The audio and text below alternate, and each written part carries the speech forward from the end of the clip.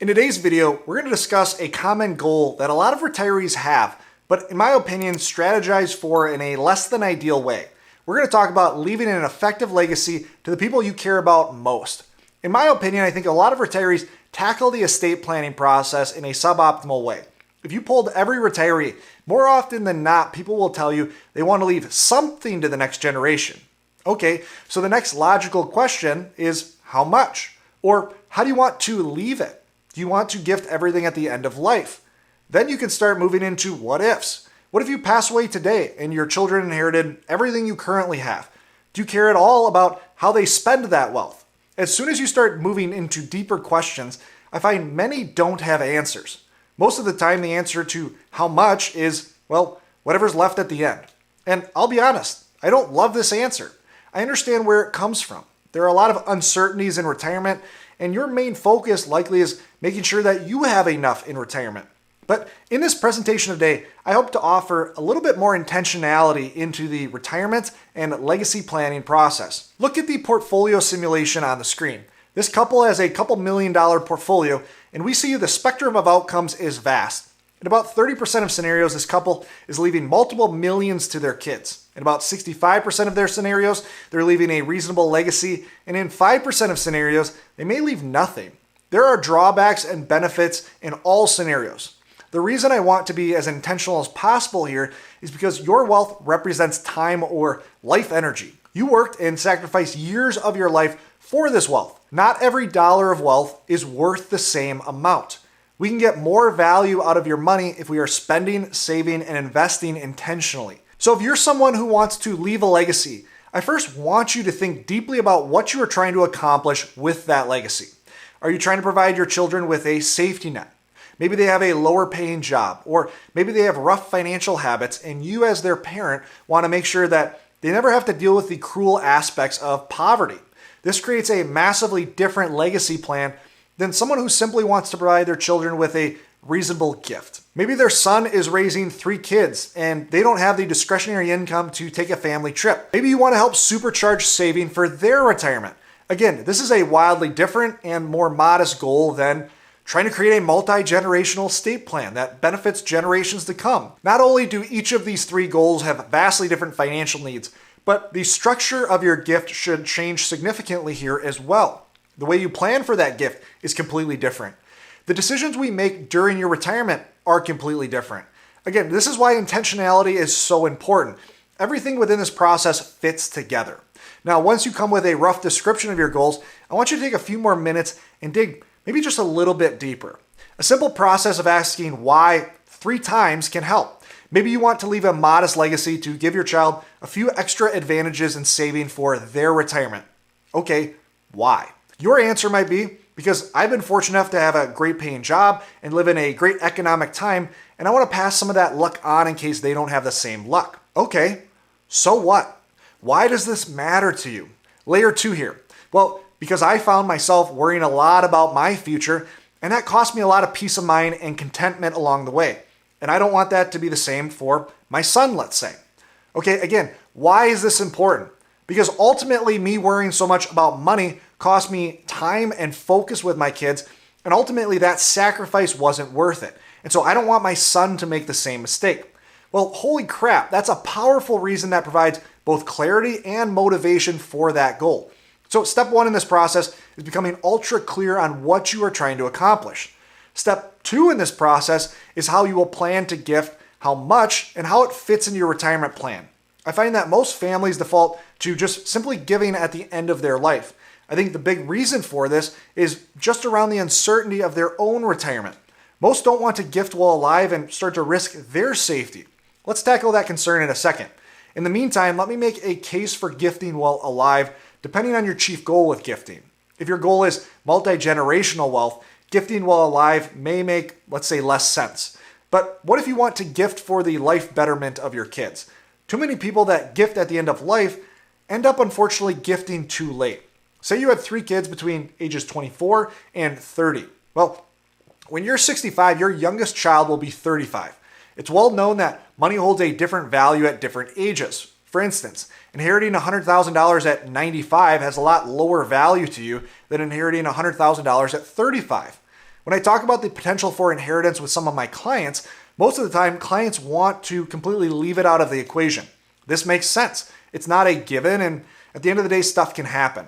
So they plan and save for retirement without that planned inheritance. Well, the problem here is when they receive that inheritance, sure, it has an impact, but that impact is greatly diminished. Too many times, it just adds to the bucket of wealth that will likely get rolled over, again, potentially at a poor time again for the next generation. What if, rather than inheriting $500,000 in the middle of your retirement, you were gifted smaller amounts earlier when that gift could have allowed you to retire earlier, or take a vacation from a stressful job, or a number of other things? Well, you can think about this in the same way as you're passing wealth on to your children. If we adjust our thinking not to think about how much we give, but rather when we can give and make the biggest impact, oftentimes continuous gifting during your life becomes an attractive alternative. But let's deal with common concerns around legacy. Part of the reason retirees won't gift while alive, or they'll gift whatever's left at the end, is because they are nervous about what the future holds. Well, we can't completely eliminate uncertainty, but we can wrangle it within reason. For instance, the day you retire, you make an assessment around if you have enough money given the uncertainty in the future. Well, what if, instead of just making that decision one time and just simply holding on tight for the ride, we make that decision on an annual basis? And rather than asking the question, can we retire, we ask a less binary question like, how much can we reasonably or conservatively spend? Portfolio grows 25%, and we can obviously spend more than we did the year before. This is the idea behind a dynamic income plan, and I believe dynamic planning is the safest and most effective way for planning not only for retirement, but also for your legacy goals. Let's say you were someone who wanted to quote unquote die with zero and utilize all of the wealth that you have for yourself. Well, dying exactly with zero is nearly impossible outside of luck or controlling the day that you die. But in testing, we can get a lot closer to die with zero than the alternative through dynamic planning. Well, let's say rather than die with zero, you want to leave a $1.5 million legacy. Rather than zero as our legacy floor is now $1.5 million. This will obviously have an effect on the increases or decreases you see in your spending during your life, but we can apply the same logic in planning for a legacy. It's only the floor that we are planning for at the end that changes. And so again, how do you want to leave wealth to the next generation? Gift while alive, at your passing, or some combination of both? This is why knowing the goal on the front end is so important. Let's take John and Sally, who are 62, have $2 million as a retirement portfolio and want to spend $9,000 per month to cover their goal income. They value gifting while alive more than gifting at the end, but are comfortable with having some left over. Well, the first thing we can find by running their plan is their spending capacity is a bit higher than their goal income, which is, again, a fantastic position to be in. Let's look at a historical simulation starting in 1950. You can see on the screen that because of a solid portfolio performance, they would have ultimately been able to increase their spending substantially in the first 15 years of retirement. This in turn creates substantial room for gifting on an ongoing basis if they don't choose to spend those increases themselves. Ultimately, this leads to a significantly better and safer drawdown in their portfolio. In the same way we did in the first year of retirement, we calculate out a conservative spending capacity and then essentially update that capacity with each passing year in retirement. So yes, there will be uncertainty and what ifs in retirement, but that doesn't mean we can't minimize those what ifs or uncertainty through strategic planning, thus giving you the ability to make a stronger impact with the dollars that you've accumulated. Let's talk a little bit about the goals of multi-generational gifting, or gifting to your heirs to provide some ongoing financial support. In my opinion, the only reasonable way to do this is with a trust. A trust is a blank slate that can allow you controls that would be needed to accomplish the stated goal. For instance, let's say a child is not the greatest with money. Well, giving them more money will not fix their problems. Let's say you want to leave multi-generational wealth. No matter how much you leave, no matter how much you've accumulated, all it takes is one bad apple with some control to put an end to that generational wealth. A trust allows you to choose how the trust is managed, such as staying invested in index funds indefinitely. You can choose to disperse a specific amount per year. For instance, $1.5 million trust could have a constraint that only $40,000 is released to the beneficiary annually. Enough to keep them out of poverty, but likely enough that they can't choose to stop working. You could also make a stipulation that they have to work a 30-hour per week job at minimum to receive any benefit from that trust. Again, you're helping the next generation, but applying guardrails against themselves. Now, how can we figure out what is enough to leave as a gift to this trust? Well, there are two ways that we can tackle this question. The first is that we can use simple, static, safe withdrawal rate planning. Treat the trust the same way you would a retirement portfolio that is dispersing income, but the trust has a much longer time horizon. Now, part of the issue with static planning is the lack of data, at least historical data. 100 years worth of historical investment data might seem like a lot, but it's really not. On a 50-year time horizon, you really only have two distinctly different testing periods. Everything else has a ton of overlapping data to some extent. For instance, 1960 to 2010 shares 49 years of similar data as a test from 1961 to 2011. Now, some investors mistakenly use the 4% rule as a safe withdrawal rate that will allow your portfolio to live on indefinitely. This is incorrect. The 4% rule was built on a 30-year retirement simulation. So using the 4% rule for even a 35-year time horizon introduces additional risk. For the reason I discussed earlier, I haven't seen any statistically significant safe withdrawal rate data out to 50, 60, or infinite time horizons, so we are forced to choose a conservative and prudent starting withdrawal rate and hope that that will work. Just as a note, the other way to determine the capacity of that trust is using a dynamic income plan like we've discussed thus far. This way, the starting amount matters less because we can make adjustments on an ongoing basis. But let's say you wanted to provide a child with $40,000 per year in today's dollars. Once a prudent withdrawal rate is chosen, we can back out the amount we need with some simple math. Let's say we use a reasonable withdrawal rate of 3%. That would mean we would need about $1.2 million to accomplish this goal. If this is going in a trust at your death, say 20 years from now, then we would need to account for inflation, which would raise this to $2.1 million. Then the final step in this process is to make sure we are as tax efficient as possible within our legacy planning. Taxes are one of the biggest obstacles to efficient and effective giving. Luckily, tax planning for retirement and for legacy are basically interconnected. Accomplish one, and you likely accomplish the goals that you have for the other, at least to a reasonable extent. First, I'd urge everyone, just as a broad recommendation, to have a forward-looking tax plan. You need to look into the future, see and identify the big tax issues that are coming down the road, and then start to minimize them now.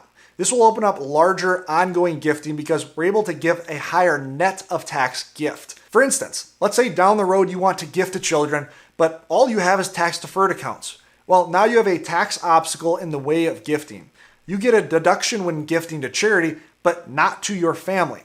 So you're forced to withdraw extra income at higher tax rates to gift to kids. You may want to gift $30,000 to 3 children, but that $90,000 withdrawal might push you into the next bracket or into extra Medicare penalty zones, which may make it more difficult to gift psychologically. Second, if you are gifting some sum of money at the end of your life, know that you are passing on tax consequences within that gift in certain instances. Gift a traditional IRA, and your heirs will have 10 years to fully withdraw that gift and will likely need to withdraw from that gift annually. This too will have tax consequences. There is also a whole other set of tax concerns for those gifting for multi-generational use or for those with a trust with spending constraints. Tax brackets for trusts work quite differently than those for individuals. If a trust generates more than $15,201 worth of income, anything over that is basically taxed at 37%. Basically, the normal brackets are greatly condensed for a trust account. This makes tax planning incredibly important with a trust because if you pass income on to that beneficiary, then the income becomes taxed at the beneficiary's rate. There's a sort of shell game that you can play here, and if done right, taxes in a trust can actually be kept quite low. Then finally, it's important to understand the limits that we have in ongoing gifting. In 2024, an individual can gift $18,000 to another individual. So if you're married and you're gifting to a married daughter, let's say, you can technically gift up to $72,000 without going above that exclusion. But keep in mind that going above that exclusion isn't a big deal for most families. The biggest deal with this is that you're going to need to file a gift tax return, which is no doubt annoying. But gifting above the annual exclusion simply takes away from your lifetime exclusion, which is effectively the federal estate tax exemption. So right now, the estate exemption is $13.61 million per person.